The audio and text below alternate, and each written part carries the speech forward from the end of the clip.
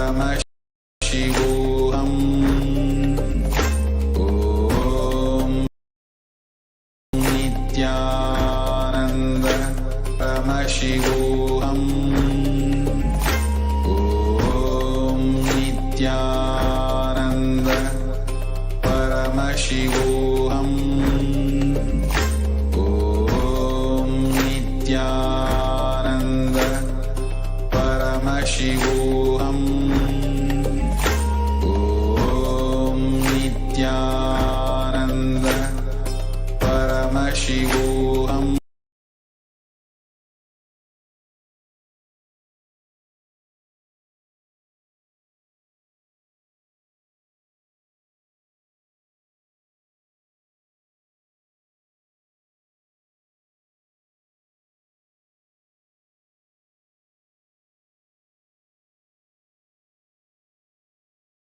Shivoham.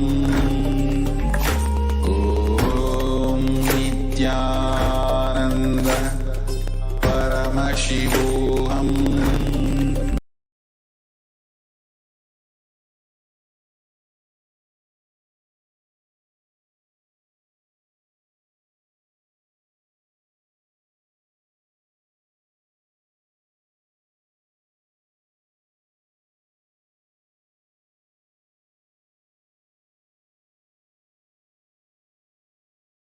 The third eye blindfold reading. Please open your eyes and post your answers in the Zoom chat, whatever it is that you saw in your third eye, whatever Swamiji projected to you all.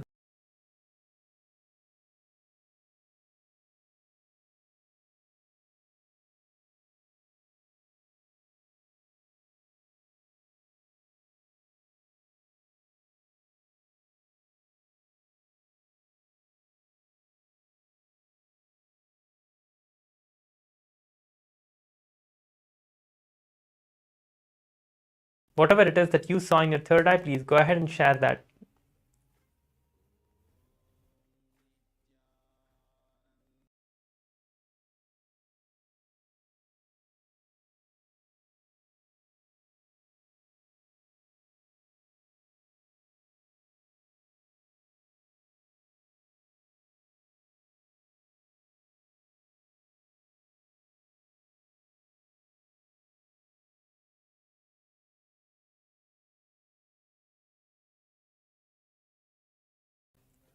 Keep sharing whatever you see through the third eye, and do not feel that, okay, this is not right, that is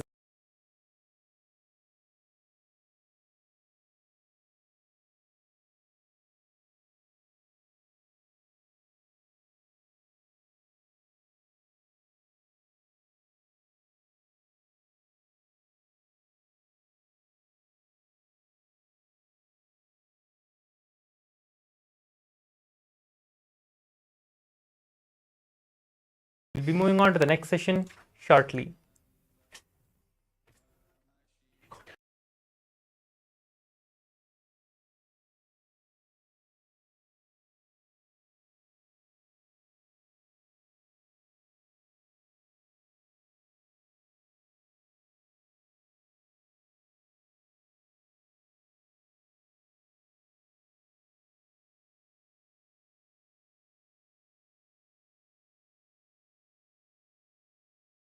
Om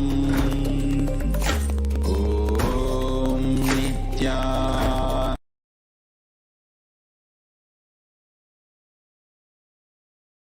Om Nithyananda Paramashivoham.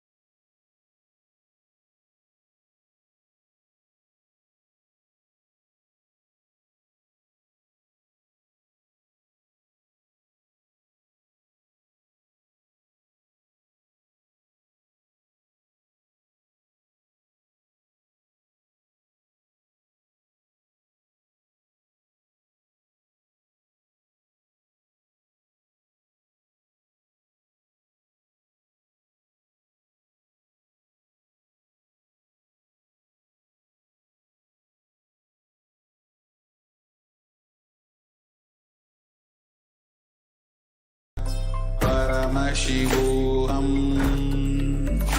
Om Nithyananda Paramashivoham. Om Nithyananda Paramashivoham.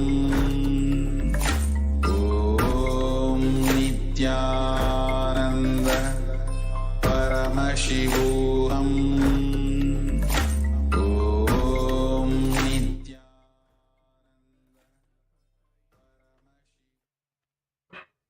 Nithyananda, we are back. We are now entering into the first jnana session, which is the powerful cognition session for today's Paramashivoham Level 3 Season 3 program on the day 19.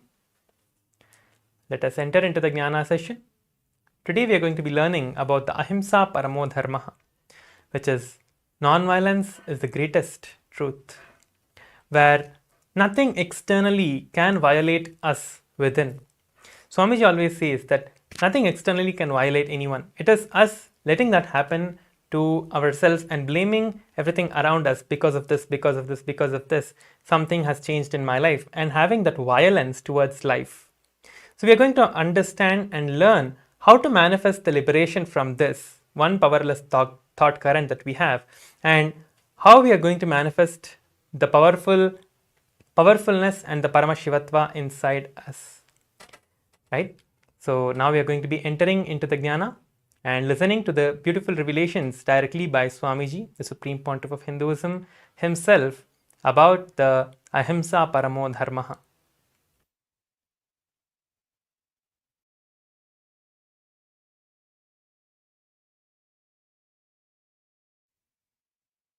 Get ready. Sit with your head, neck and spine in a straight line. In the complete space of listening,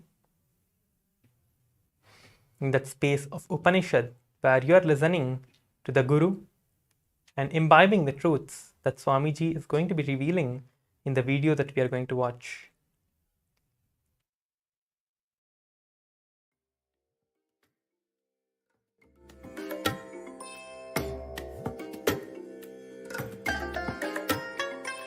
I bless you all. Let you all open all your three eyes and manifest.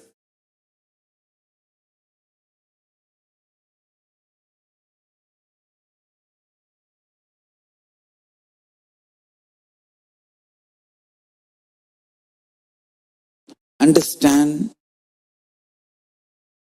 this pralaya which is happening now.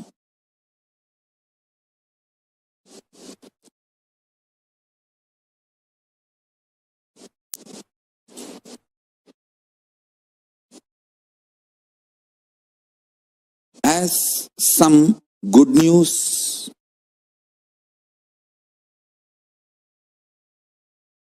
some great news. There's no bad news. Listen. Good news is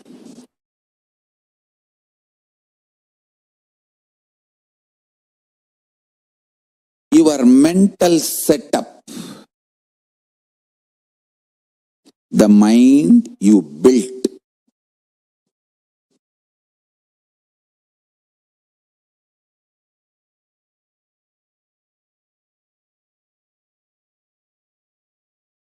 is with the mixture of some delusional beliefs, false hopes, false security, blind spots, and some true, powerful, real cognitions. Understand? Your mind is mixture of both. I should say, for a common man, the powerful cognitions is very less percentage. Delusions, hopes, blind spots are all large number of percentage. I'll give you some example for blind spots. People in anger, in rage, sometimes think, come on, let's do it. And face what comes after that. But when after effects, the side effect, the result of what they have done, when it comes, they can't face.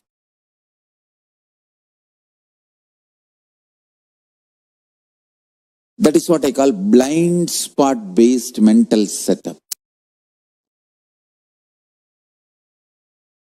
Sometimes people make decisions arrogantly.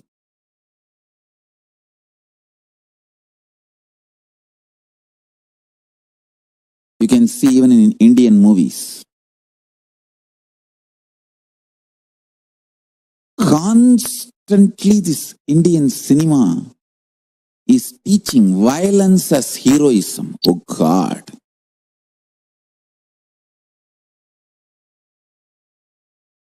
So much violence is not required to run your life. But it is so unfortunate, Indian cinema makes you believe only if you are violent, you can survive, which is not true.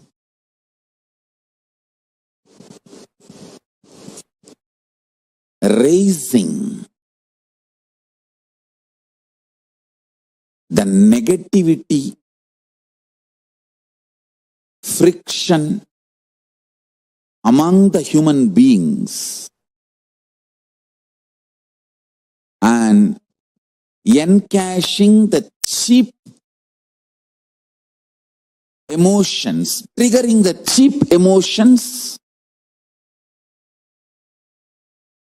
and making money. Most cheapest business.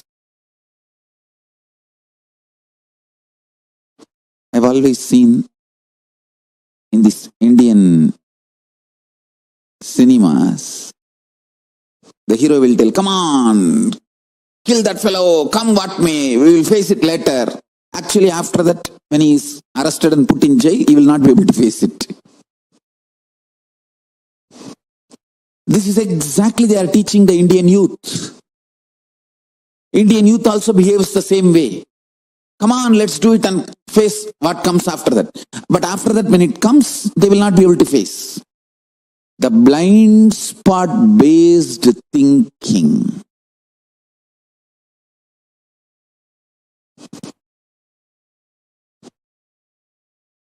Listen. All this blind spot based thinking, blind spot based mental system will collapse now in this pralaya.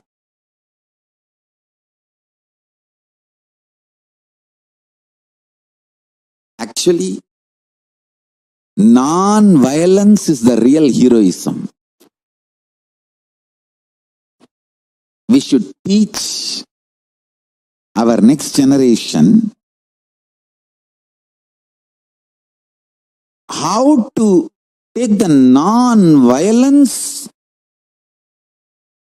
and blissful coexistence to your core level. All this violence-centric heroism and violence-centric hero worship stories, everything should be moved away from the next generation. Violence should not be taught as heroism. Making yourself rich, happy, blissful through happy coexistence. That should be the lifestyle, and that is only going to be the future. Youth is not going to believe anymore this violence instigating ideologies.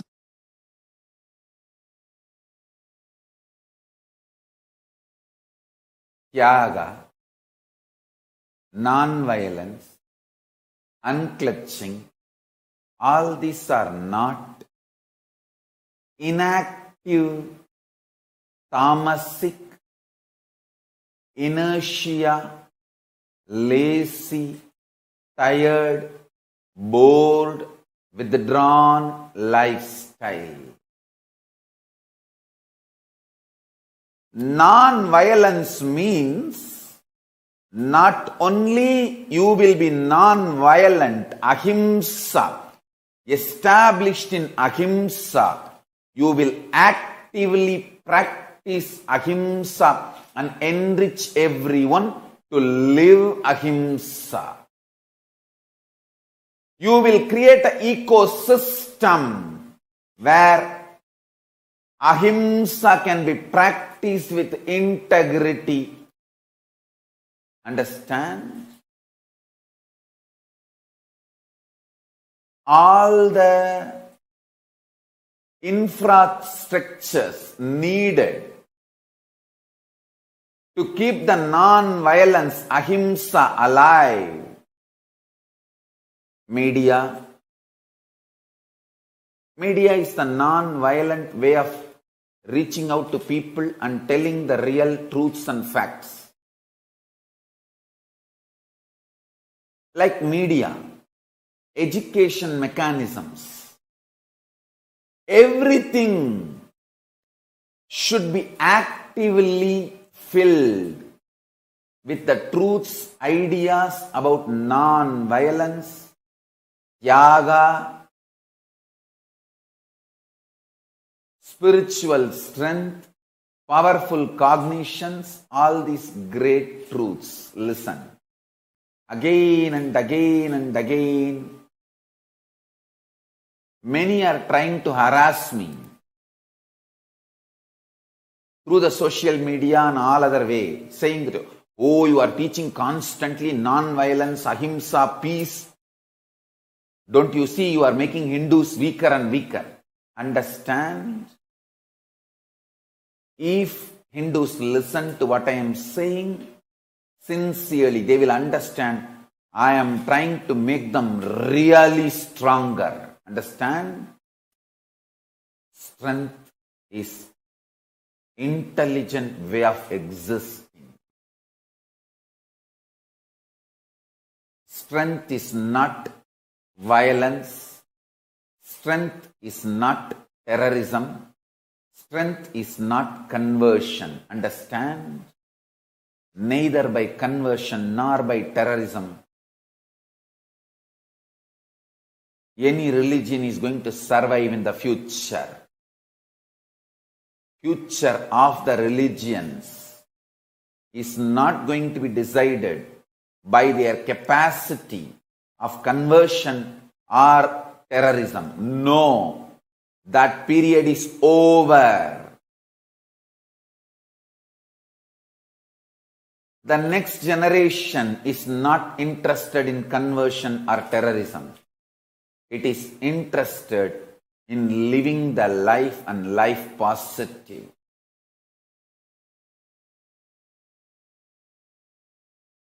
Let me first make clear explanations. Let me first make you all understand how I adopt ahimsa, non-violence, for relationship with me and relationship with my guru, relationship with my first team, relationship with my sangha, relationship with my disciples and devotees, relationship with practicing Hindus, relationship with the whole universe, relationship with the whole humanity, relationship with everything. I'll explain step by step how I adopt. Krishna says beautifully in the Gita, if you know how I function, you will become enlightened. I tell you, Krishna is the greatest strategizer based on this Paramadharma Ahimsa. Fools and stupids, anti-Hindus are those who claim Krishna made Mahabharata war. No! Understand? Krishna personally went to negotiate peace. And he was abused. And Krishna knows he will be abused. He may be abused when he goes for negotiating peace. But still, he took the risk. Not only abused, there was a murder attempt on Krishna. There was a murder attempt.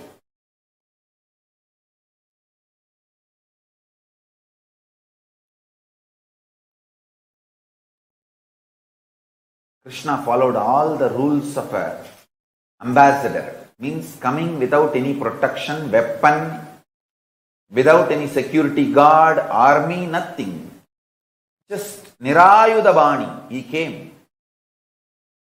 And these bloody Gaurava fellows and Duryodhana, due to his extreme delusion, he orders Krishna's arrest. And then the whole earth shakes. And Bhumadevi kicked him out of his throne. He was thrown out of his throne. THROWN.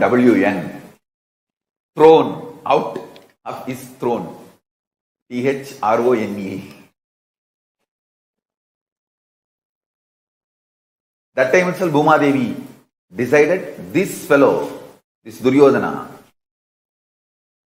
should not win in the war. See, arresting Krishna, not only not right as per the country law, it's atrocious as per even the cosmic law.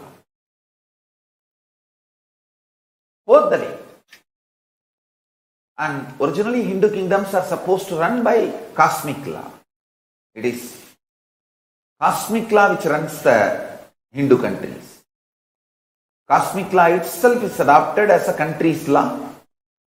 That's why the constitutions are drawn. I'm telling you guys.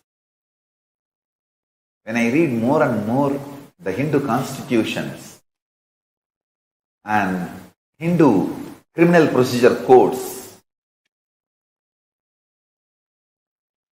what a civilization. I'm just every day falling in love with Manu, Bharadwaja, Yajnavalkya.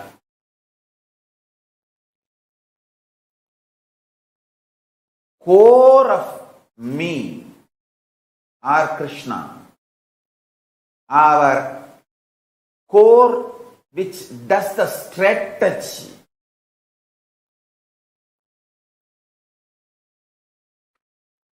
Is pure compassion, non-violence, ahimsa.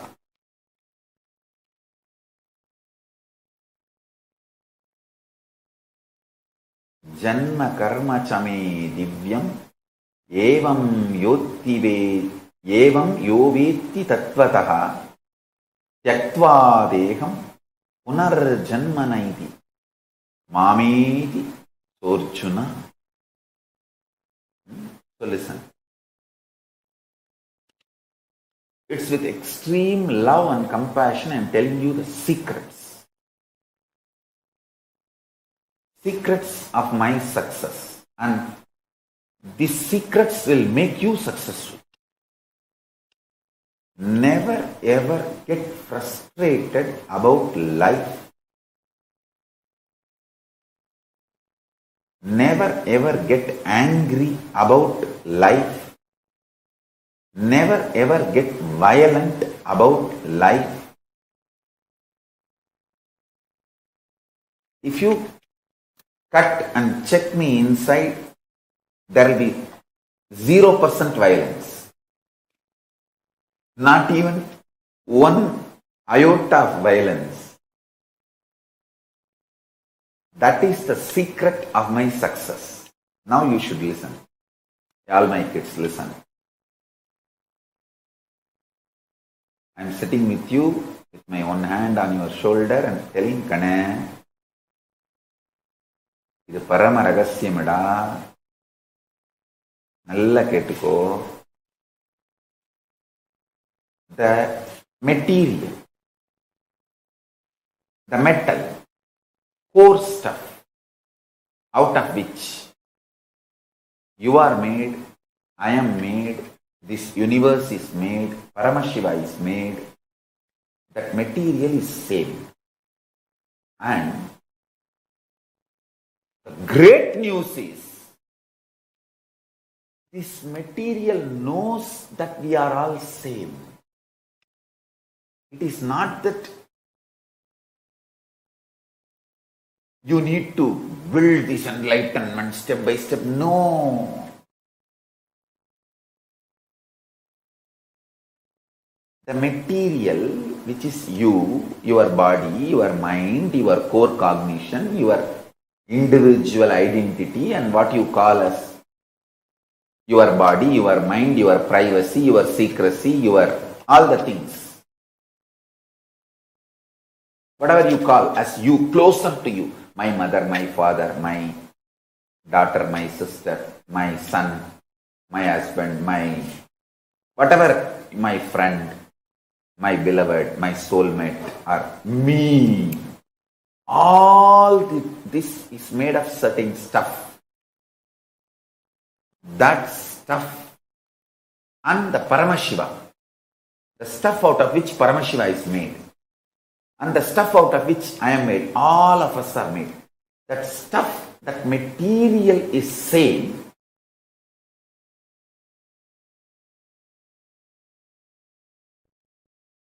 Just like how my Guru gave me straight teaching and liberated me from all the socially inflicted delusions about wealth. I'll give you some of the powerful cognitions and liberate you from all socially inflicted delusions and the pains due to the delusions related to Kala Tattva, time. Listen.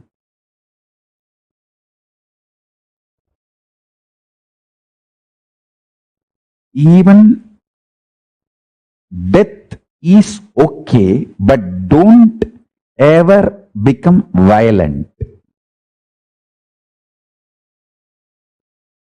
Non-violence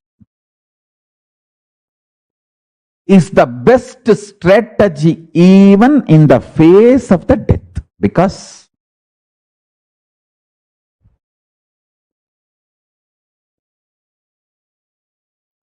if you adopt violence, you will go down into the more and more deluded consciousness and suffer. If you adopt non-violence, even if you die, you will raise into higher and higher consciousness. You can manipulate your ability to take birth as you want.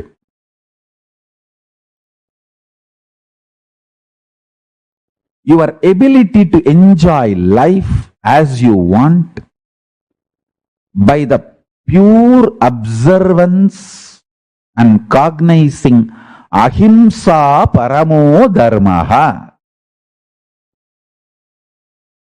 When you cognize non-violence is the ultimate dharma,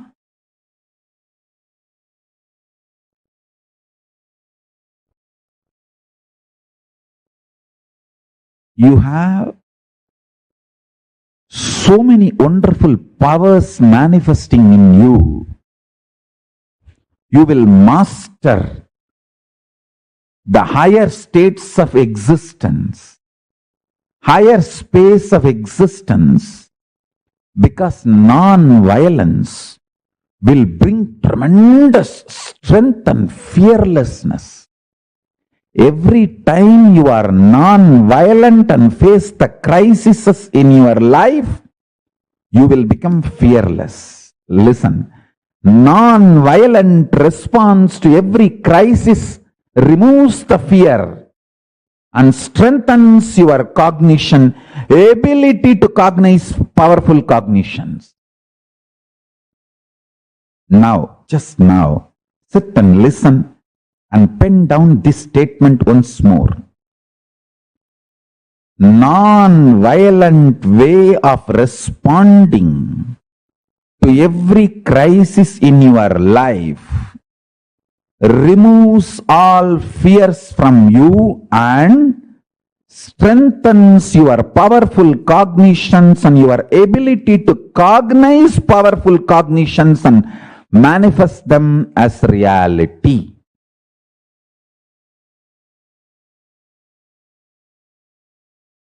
First, I want to tell you, I am neither optimistic nor pessimistic. I don't see world as negative. I don't see world as positive. I see the reality as it is. Listen. I don't see the world negative. I don't see world as positive. I just see it as reality and give you the existential truth to give you superconscious breakthrough. When you have superconscious breakthrough, whole life becomes positive, which is beyond positive and negative. Understand? When I say life positive, it is not the opposite word to life negative. It is beyond life positive and life. It is beyond life positive, life negative. It is, when I say life positive, it is something super conscious, something beyond. For example, when you are frustrated, feeling low, you will feel life is negative, whole world is negative, whole world is conspiring against you, and everything is a fate, predetermined. There is no freedom, there is no life. You suffocate yourself. One of the most cunning thing your mind can do is it will make you doubt everyone other than itself. You slap yourself, beat yourself, stagger yourself 24/7 continuously and blame everyone in the world for stabbing you, for backstabbing you, front stabbing you, attacking you, slapping you. You blame everyone in the world, saying, oh, he's stabbing me, he's kicking me, he's beating me, he's slapping me. You blame God, you blame people, you blame world, you blame situation, you blame everything. But you continue to destroy yourself. You don't want to wake up to the reality you are doing it. So you just blame the whole world. When you feel life is negative, this is the way you perceive, you function. When you feel life is positive, you are excited, inspired, joyful, energetic. Listen carefully. When you are excited, inspired, energetic, you feel life is free will. Even the sky is not the limit. Full of energy, enthusiasm, excitement. And you feel everyone is good. You do all good to you and also praise everyone is doing good to you. Understand, I neither look at the world life negative nor look at the world life positive. I look at the world as straight reality. When you see the reality as it is, the love floods from your consciousness. I tell you, the love flooding from your consciousness is power. Love never makes you weak. If you are feeling Love makes you vulnerable and weak. You are fool. Love makes you powerful, life positive. If you are feeling love makes you vulnerable, because of your love, others are taking advantage of you. You are becoming demon. You are falling in the trap of demons. I tell you, love does not make you life negative, life positive. It makes you living life powerful. The love I am talking is a power. Love makes you life powerful. I see the reality and I can see how the love makes me powerful and makes everyone in the world powerful. This love is a love comes from your being when you see the reality as it is. Neither life positive nor life negative, just reality as it is. That love empowers you. Listen carefully. My love not only empowers me, it empowers every one of you who receive it.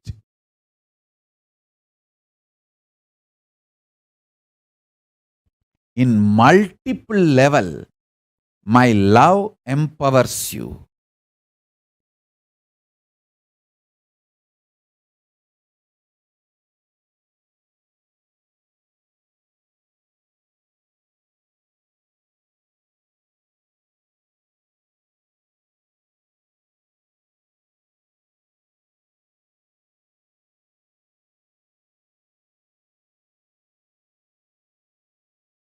Understand this pralaya which is happening now.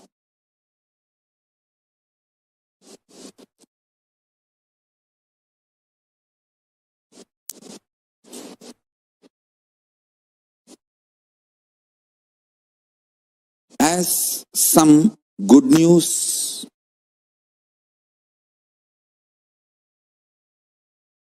some great news. There's no bad news. Listen. Good news is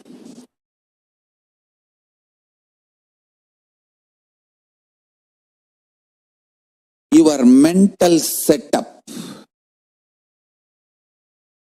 the mind you built,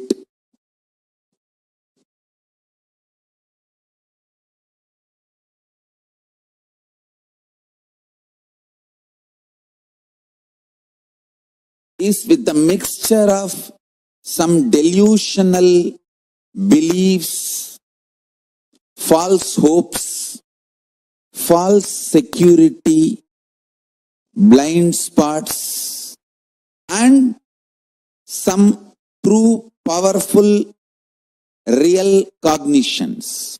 Understand? Your mind is mixture of both. I should say,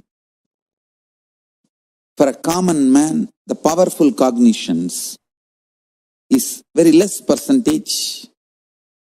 Delusions, hopes, blind spots are all large number of percentage. I'll give you some example for blind spots. People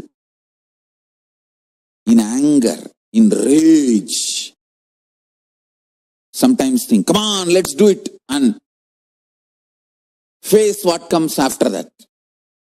But when after effects, the side effect, the result of what they have done, when it comes, they can't face.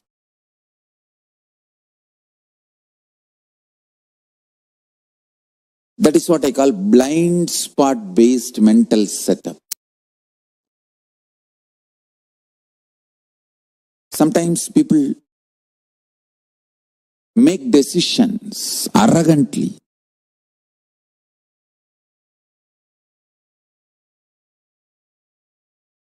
You can see even in Indian movies. constantly this Indian cinema is teaching violence as heroism. Oh God.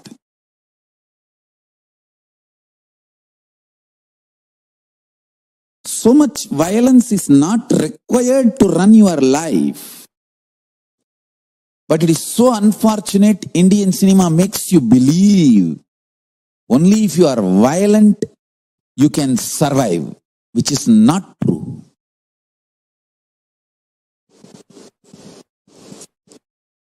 Raising the negativity, friction among the human beings and encashing the cheap emotions, triggering the cheap emotions and making money. Most cheapest business.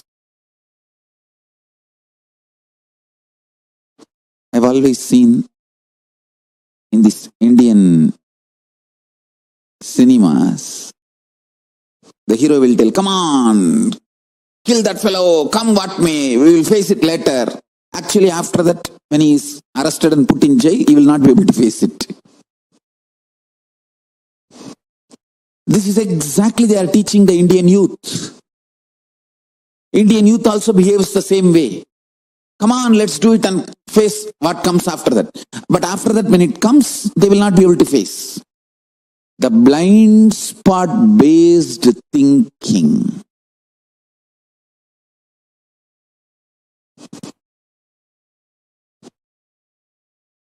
Listen. All this blind spot based thinking, blind spot based mental system will collapse now in this pralaya.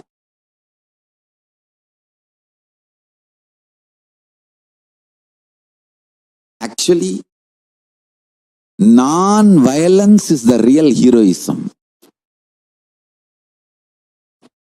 We should teach our next generation how to take the non-violence and blissful coexistence to your core level. All this violence-centric heroism and violence-centric hero worship stories, everything should be moved away from the next generation. Violence should not be taught as heroism. Making yourself rich, happy, blissful through happy coexistence. That should be the lifestyle, and that is only going to be the future.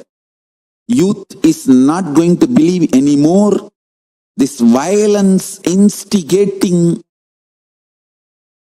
ideologies.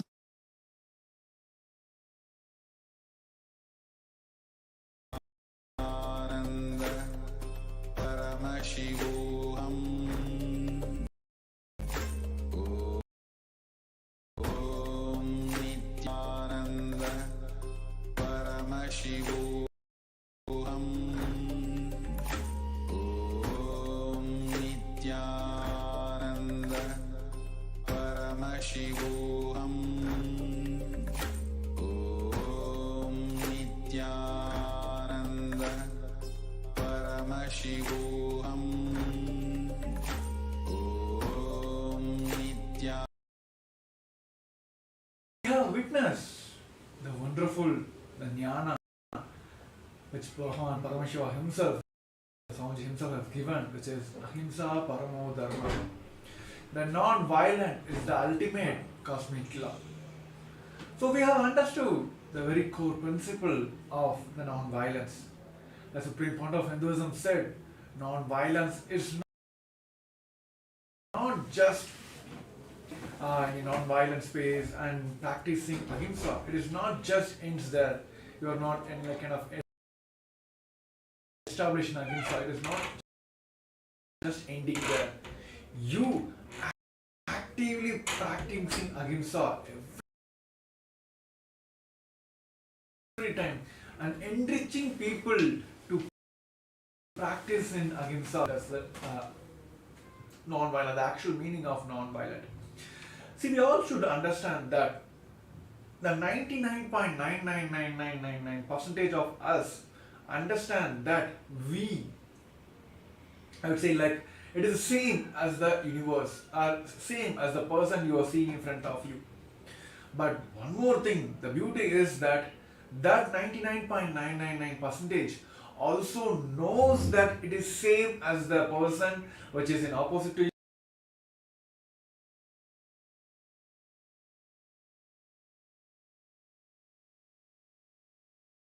Entire Maya matrix, which you feel that you are separate from the universe, you are not same as the person you are seeing in front of you. All that, this anger, dislocation, disassociation from the entire life, the universe, that only caused the entire problem. And Bhagavan says, non-violence means not only you will be non-violent, established in ahimsa, you will all be actively practicing ahimsa and also enriching everyone to practice ahimsa. So that is the very key principles of non-ahimsa. So inside, if you all decide that I will be practicing ahimsa and I will be enriching people to be practiced in ahimsa, that is where this whole dharma will start rolling out. Dharmo dharmo rakshati.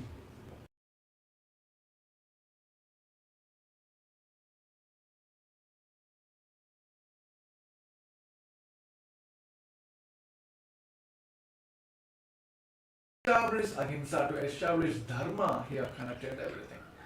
So the very core principle here today we all want to experience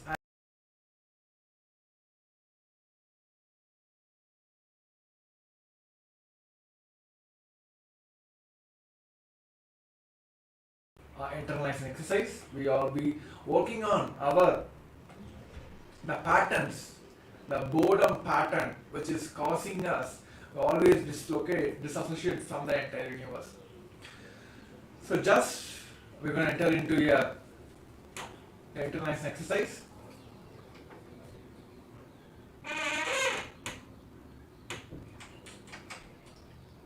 Just freeze your body, just make sure, and legs straight and back supported comfortably.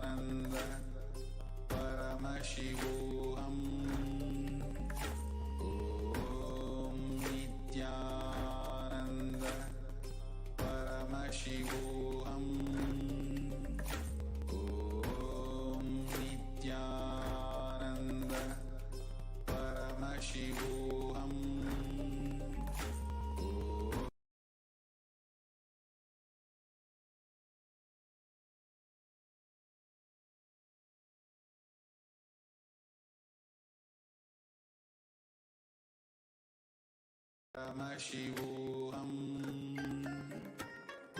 Om Nithyananda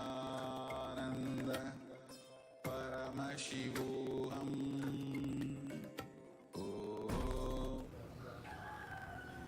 Yes. Now, all of us will be entering into the interline section.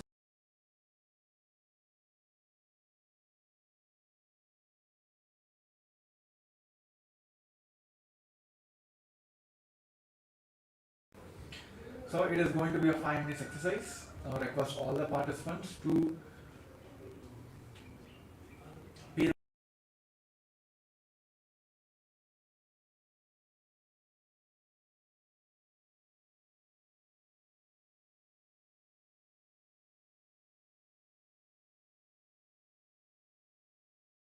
comfortable.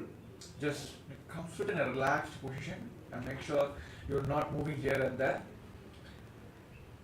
In the complete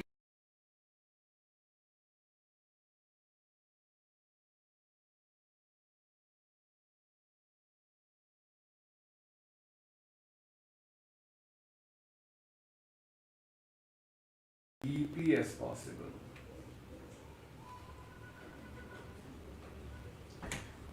I request everyone to close your eyes.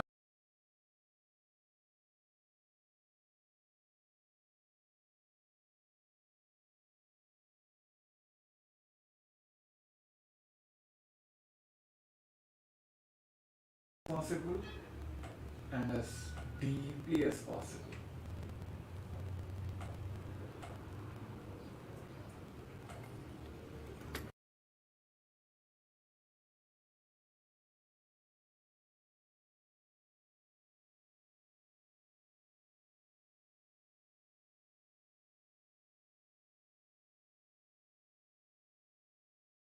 Om Nithyananda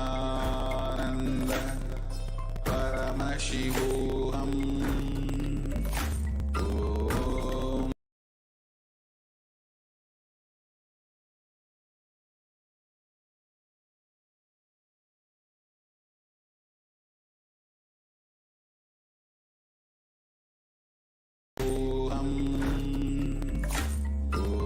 Om Nithyananda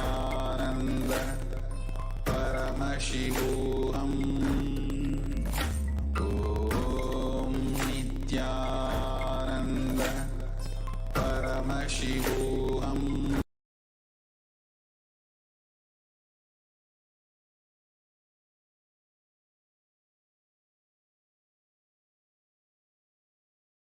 Om Nithyananda Paramashivoham.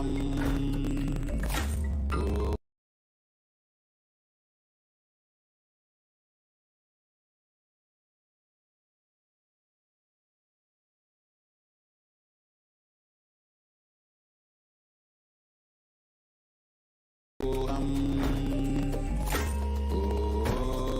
Nithyananda Paramashivoham.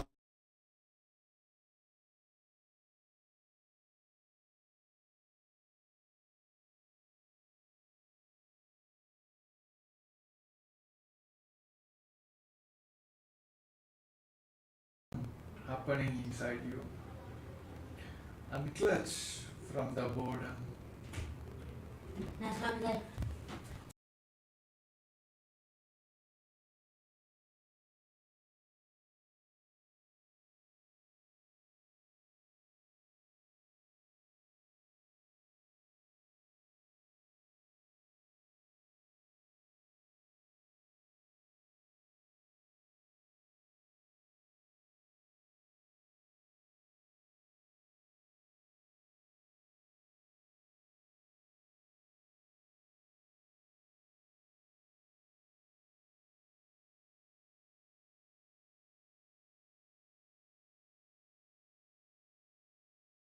Unclutch from the very boredom of your sitting. Just unclutch from the boredom.